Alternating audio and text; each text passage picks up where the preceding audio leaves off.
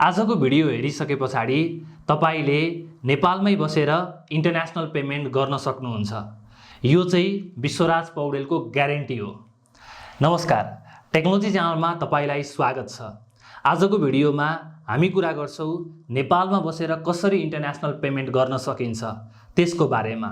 नेपालमा बसेर international payment गर्नको लागि हामीसँग विभिन्न तरिकाहरू छ, तर आज मैले तपाईलाई एउटा बेस्ट तरिका भन्छु। अनि सबैभन्दा पहिला यो जानौ कि हामीलाई इन्टरनेशनल पेमेन्ट किन गर्नुपर्छ त। जस्तो कि तपाईले फेसबुकमा विज्ञापन गर्नु पर्यो, त्यतिबेला तपाईलाई चाहिँ इन्टरनेशनल पेमेन्टको जरुरत हुन्छ। फेसबुकले त यो नेपालको कार्डहरूलाई डाइरेक्टली एक्सेप्ट गर्दैन। इन्टरनेशनल पेमेन्ट इन्टरनेशनल कार्ड चाहियो, त्यतिबेला तपाईलाई इन्टरनेशनल पेमेन्टको जरुरत हुन्छ। त्यस्तै तरिकाले फेसबुकमा मात्र होइन, तपाईले लिंक्डइनमा बुस्ट गर्नु पर्यो अथवा अरु कुनै प्लेटफर्ममा टिकटकमा बुस्ट गर्नु पर्यो, युट्युबमा विज्ञापन गर्नु पर्यो, विभिन्न एडभर्टाइज गर्नु पर्यो भने त्यतिबेला चाहिँ तपाईलाई डलर कार्ड चाहिन्छ।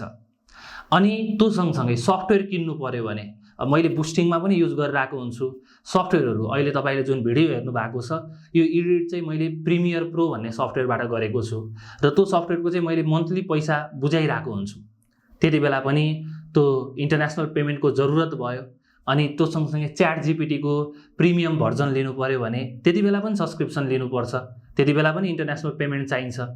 अनि त्यो सँगसँगै विभिन्न सफ्टवेयर किन्नु पर्यो भने, विभिन्न कोर्स किन्नु पर्यो भने, अनि त्यो सँगसँगै वेबसाइटको लागि डोमेन किन्नु पर्यो भने, होस्टिङ किन्नु पर्यो भने, अनि त्यो सँगसँगै तपाईलाई मोबाइल एपमा चाहिँ के कुराहरू पर्चेज गर्ने भनेर भन्छ, त्यो कुराहरू पर्चेज गर्नु पर्यो भने, विदेशमा पैसा पठाउनु पर्यो भने त्यसको लागि चाहिँ तपाईलाई इन्टरनेशनल पेमेन्टको जरुरत पर्छ। र अहिले हामीले जुन पेमेन्ट गर्छौं त्यो चाहिँ नेपाल भित्रै गर्छौं र यो इन्टरनेशनल पेमेन्टबाट चाहिँ तपाईले नेपाल भन्दा बाहिर पनि पेमेन्ट गर्न सक्नुहुन्छ।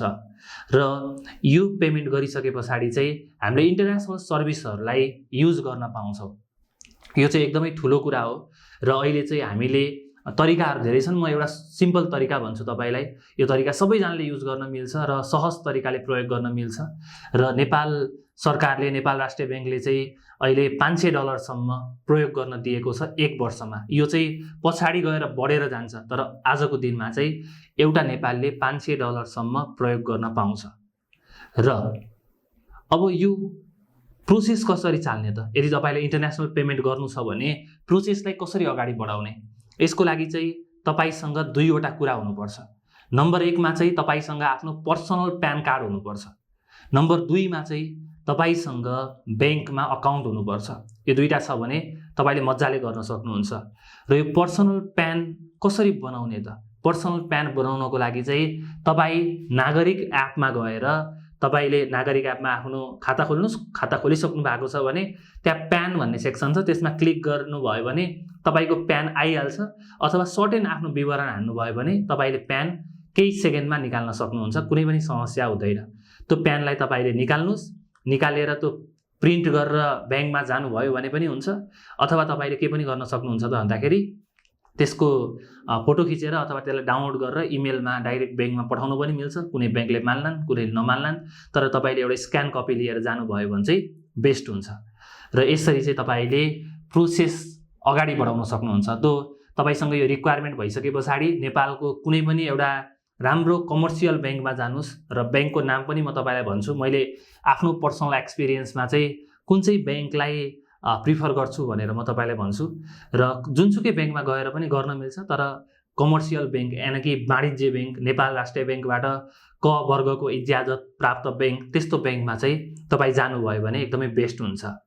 र यदि गरिसके पछाडी तपाई बैंकमा जानुहुन्छ, बैंकमा गएर चाहिँ झुकिन सकिन्छ के। यो इन्टरनेशनल पेमेन्ट भन्ने बित्तिकै यो विदेश जानको लागि पनि यो केही डलर पाइन्छ, त्यो खालको डलर कार्ड बनाउने भनेर भनिन्छ। त्यतिबेला त्यो बैंकको स्टाफहरु पनि झुकिन सक्नुहुन्छ। त्यतिबेला तपाईले चाहिँ मलाई चाहिँ यो $500 जुन नेपाल सरकारले दिइराको छ नि, यसमा चाहिँ मैले अप्लाई गर्न लागेको, यसको लागि चाहिँ मैले प्यान लिएर आएको छु, सबै कुराहरू चाहिने कुराहरू लिएर आएको छु भनेर भन्नुभयो भने भइ नै हाल्यो। त्यो पछाडी चाहिँ एउटा फर्म भर्नुपर्छ।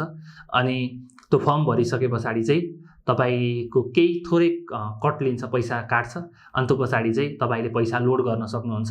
र पैसा लोड गर्ने कुरामा चाहिँ तपाईँले जति पनि लोड गर्न सक्नुहुन्छ। तपाईँलाई 5,000 को डलरमा कन्भर्ट गर्नु छ भने 5,000 रुपियाँ मात्र तपाईँको ब्याङ्क खातामा छ भने त्यो 5,000 काट्छ, अनि त्यो पछाडि त्यसको डलर अकाउन्ट हुन्छ। र डलर अकाउन्टमा चाहिँ पहिला त फिजिकल कार्ड पाइन्थ्यो हामीले, तर अहिले चाहिँ भर्चुअल कार्ड भनिन्छ, जुन देखिँदैन, फिजिकल कार्ड हुँदैन। त्यो चाहिँ तपाईँको मोबाइलमा नै हुन्छ है, मोबाइलमा हुन्छ, त्यो झन् सजिलो। अनि मोबाइल ब्याङ्किङको एप तपाईँसँग छ भने तपाईँले चाहिँ आफ्नो खाताको पैसा चाहिँ त्यो भर्चुअल कार्डमा लोड गर्न मिल्छ। अनि यसले चाहिँ प्रोसेस झनै सजिलो बनाउँछ, ब्याङ्कमा घरिघरि जानु पर्दैन क्या, तपाईँले एकचोटि गर्नुभयो भने हुन्छ। र यसको लागि बेस्ट ब्याङ्क छान्नुपर्ने हुन्छ।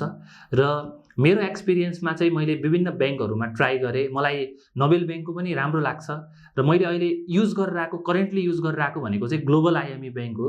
ग्लोबल आइएमई ब्याङ्कको मोबाइल एप्लिकेसन मलाई अत्यन्तै मन पर्यो, एकदम सजिलो लाग्यो मलाई अरू ब्याङ्कको कम्पेरिजनमा चाहिँ। अनि त्यो सँगसँगै ग्लोबल आइएमईको ब्याङ्कको एपबाट चाहिँ लोड गर्न पनि मिल्छ क्या, तपाईँको अकाउन्टमा भएको ब्यालेन्स तपाईँले लोड गरेर डलरको अकाउन्टमा पठाउन मिल्छ, त्यो भर्चुअल कार्डको अकाउन्टमा तपाईँले पठाउन सक्नुहुन्छ। त्यो फिजिकल कार्ड दियो भने पनि नलिनु होला, फिजिकल कार्ड अब काम छैन। भर्चुअल कार्ड तपाईँले डिजिटल कार्ड, मलाई भर्चुअल कार्ड चाहिन्छ भनेर भन्नुहोस्, अनि भर्चुअल कार्ड तपाईँले पाउन सक्नुहुन्छ। अहिले त भर्चुअल कार्ड नै दिन्छन् मेरो विचारमा, र भर्चुअल कार्ड नै तपाईँले पाउनुहुन्छ। मैले लास्ट टाइम जाने बेला चाहिँ भर्चुअल कार्ड नै डिफल्टली भनेर भन्नुभएको थियो। अनि अर्को कुरा चाहिँ यो जुन डलर पेमेन्ट तपाईँले गर्नुहुन्छ, यसलाई चाहिँ विभिन्न ब्याङ्कले विभिन्न नामहरू दिएका छन्। ग्लोबल आइएमई ब्याङ्कले चाहिँ इकम कार्ड भनेर भनेको छ, अनि नोबेल ब्याङ्कले चाहिँ यसलाई चाहिँ आई कार्ड भनेर भनेको छ। यस्तो विभिन्न नामहरू चाहिँ ब्याङ्कले दिएको छन्, त्यही कारणले गर्दाखेरि यो अलिकति कन्फ्युजिङ हुनसक्छ सुरुमा, तर एकचोटि तपाईँले गर्न थालिसके पछाडि एकदमै सहज हुन्छ। अनि त्यो सँगसँगै तपाईँले वर्षमा $500 अनि आफ्नो तरिकाले जति पनि पैसा लोड गर्न सक्नुहुन्छ, त्यसमा कुनै पनि समस्या आउँदैन। र यो थियो जानकारी नेपालमा बसेर कसरी इन्टरनेसनल पेमेन्ट गर्न सकिन्छ भनेर। र यो भिडियो कस्तो लाग्यो तपाईँलाई तल कमेन्ट बक्समा कमेन्ट गर्नुहोला, र डलर कार्ड लिएर आइसकेपछि पनि यो भिडियोमा तल कमेन्ट बक्समा कमेन्ट गर्नुहोला। मलाई थाहा छ विभिन्न क्वेसनहरू हुन्छ, त्यो क्वेसन पनि तल कमेन्ट बक्समा कमेन्ट गर्नुहोला। र भविष्यमा पनि तपाईँलाई विभिन्न समस्याहरू पर्न सक्छ डिजिटल दुनियाँमा, टेक्निकल दुनियाँमा। त्यसको लागि चाहिँ हाम्रो फेसबुकको ग्रुप टेक्नोलोजी च्यानल ग्रुप जिन्दाबाद, तपाईँलाई सपोर्ट गर्नको लागि, तपाईँलाई साथ दिनको लागि त्यो ग्रुप छ, तपाईँ त्यो ग्रुपमा पनि जोइन हुनुहोला। र यो भिडियो आफ्नो साथीलाई, आफ्नो नजिकको सर्कललाई सेयर गरेर पनि मद्दत गर्नुहोला। म तपाईँसँग भेट्छु अर्को भिडियोमा। सी यू, नमस्ते।